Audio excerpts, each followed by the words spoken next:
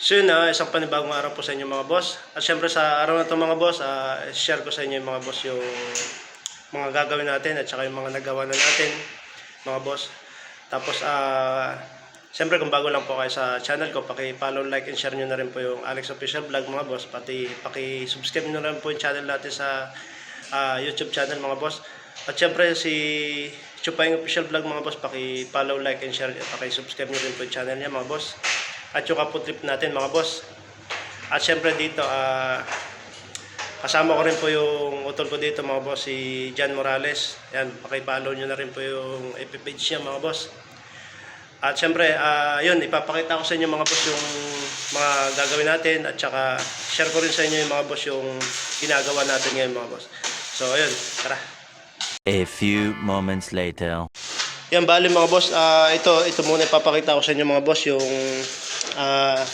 lagayan natin ng map mga boss. Bali hugasan niya to mga boss. Tapos dito hindi pa natin natapos, tatapusin natin yan. Bali naglagay tayo ng drain dito mga boss. Bali ang linagay natin dyan yung pag tinakpan mo siya, pwede kang mag-stack ng tubig mga boss. Bali ito yung gamit natin, ito yung pinaka-cover niya. Ito rubber to mga boss. Yan, rubber yan. Tapos lalagay mo lang siya dyan. Yan, pagkalagay mo nyan mga boss, yan, mag-i-stack na siya ng tubig. Bali, waterproofing na natin siya mga boss. Tapos ayun, yung pag-apply natin ng waterproofing dito mga boss, siyempre linisan muna natin, tiktikan yung mga dapat tiktikan.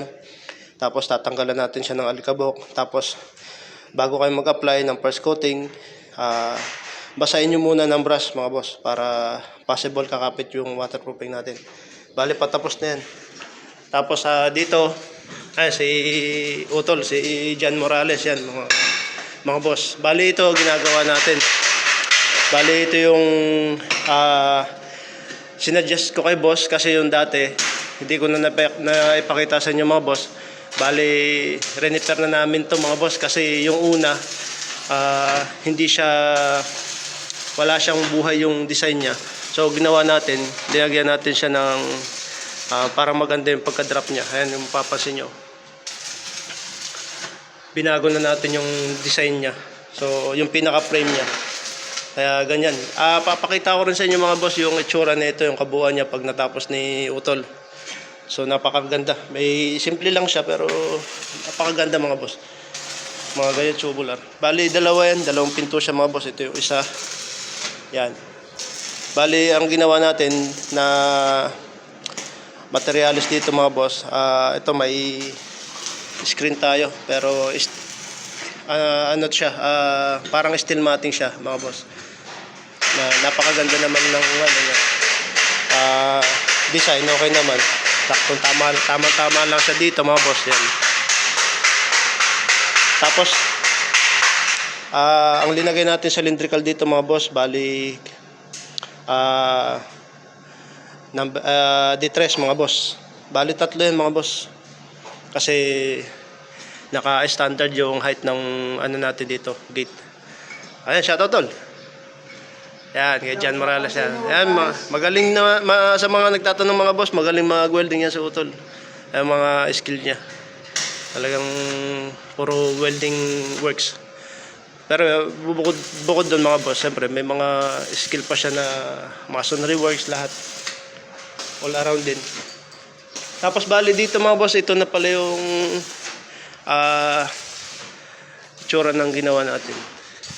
Ito pilinaster natin yung mga boss. Reniper natin, renitoke natin. Papakita ko pa sa inyo yung ginawa pa natin doon sa loob.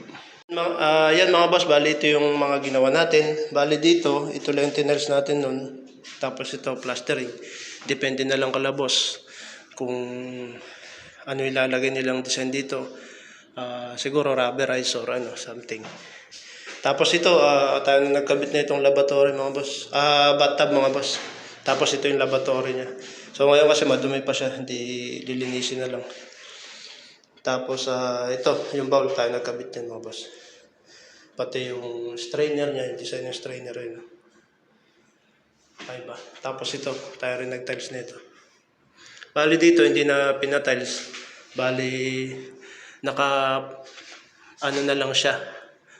nakabase sa finish nitong wool. May lalagay silang design dito. Tapos ayun, tayo na rin nag-install nito, mga boss. Tapos ayan, yung heater hindi na tayo. So ayun. More moments later.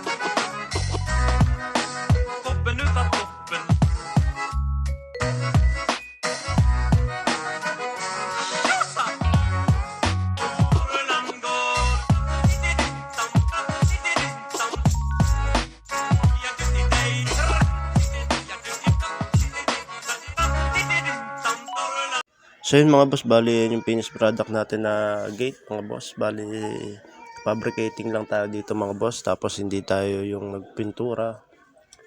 Tapos ayun na hanggang dito na lang at ingat po kayo palagi mga boss, and God bless po sa inyo mga boss.